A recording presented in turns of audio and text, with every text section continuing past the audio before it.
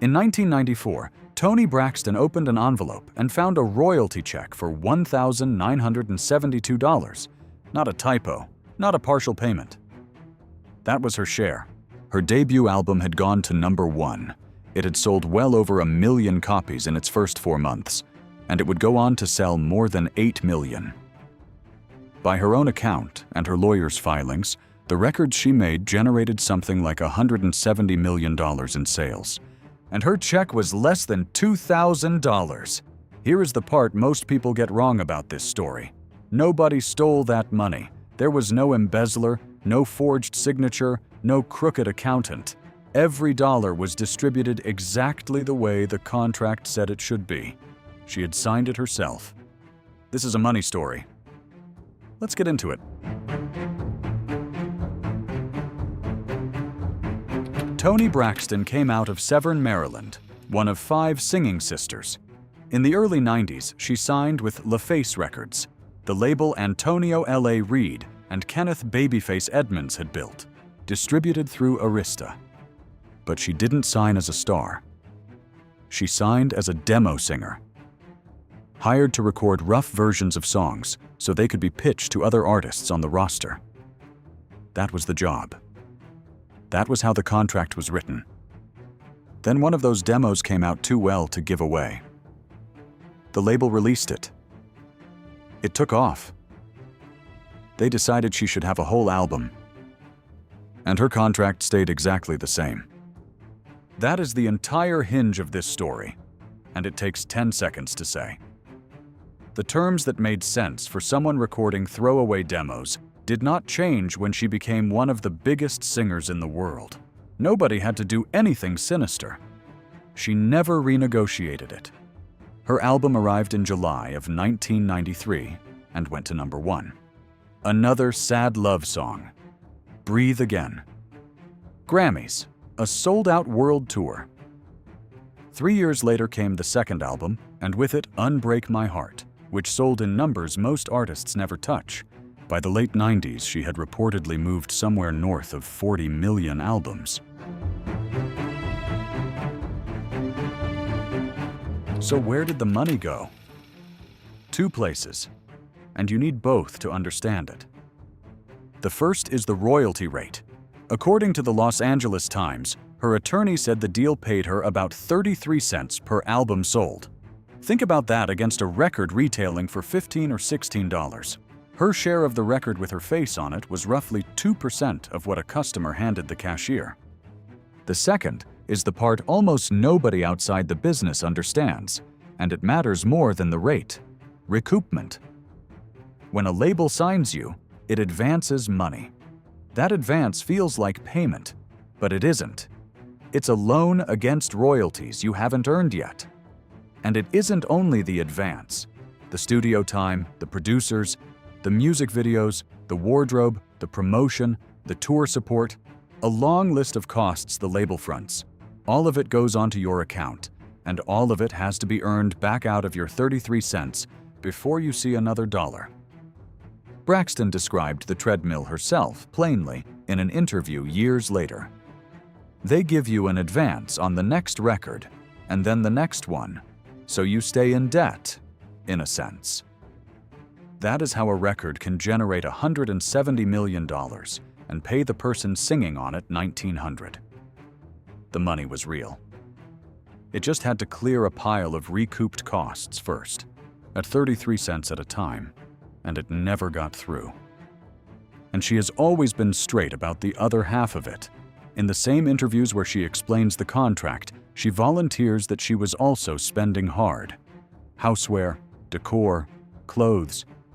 She has never claimed the contract was the only reason. Both things were true, and that honesty is part of why the story holds up.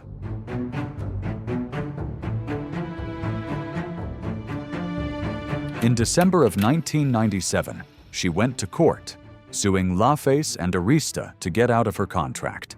Her lawyers argued that an artist generating that kind of revenue was entitled to terms that reflected it. The label countersued for breach of contract.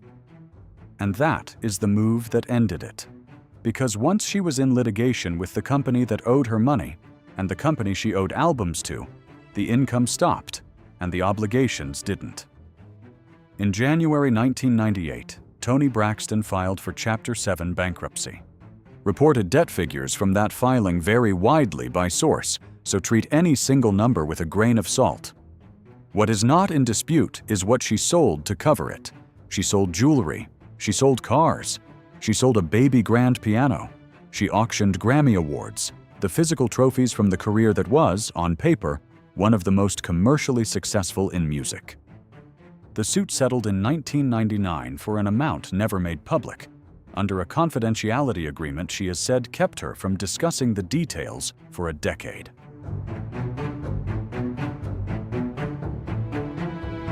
In 2000, she came back. She released The Heat, which sold millions and produced He Wasn't Man Enough. She recorded, she toured, she worked on Broadway.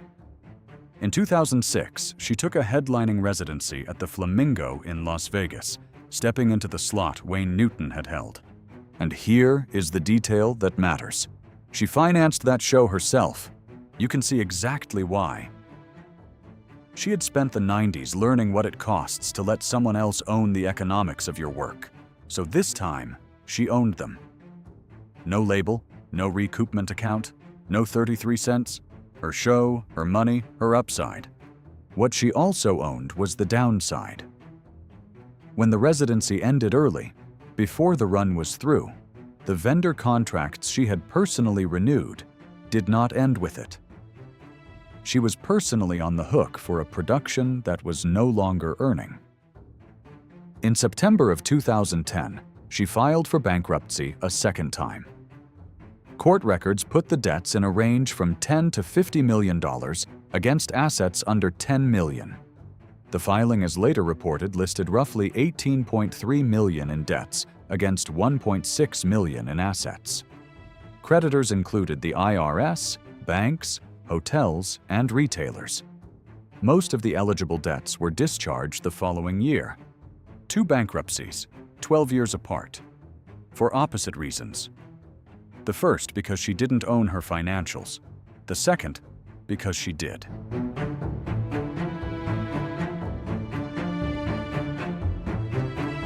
The lesson here is not that record labels are villains, and it isn't that Toni Braxton was careless. It's narrower and more useful than either. Revenue is not income. The number attached to your work and the number that reaches your pocket are 2 different numbers, and what sits between them is a contract you may have signed before anyone knew what you were worth.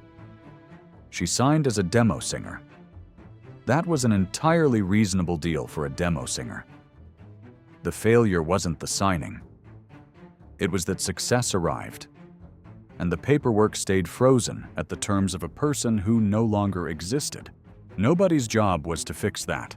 It is nobody's job to fix that for you either. So the practical version, when what you do becomes worth more than it was when you agreed to do it, the agreement does not update itself. Somebody has to reopen it. If that somebody isn't you, nobody will. And the second half, the part the Vegas show teaches, getting out from under someone else's terms means taking on your own risk. Ownership is not safety. It's just a different set of things that can go wrong. And this time, they go wrong on your balance sheet. She sold something like $170 million in records, then opened an envelope with $1,900 in it. Every dollar went exactly where the contract said. That was the problem.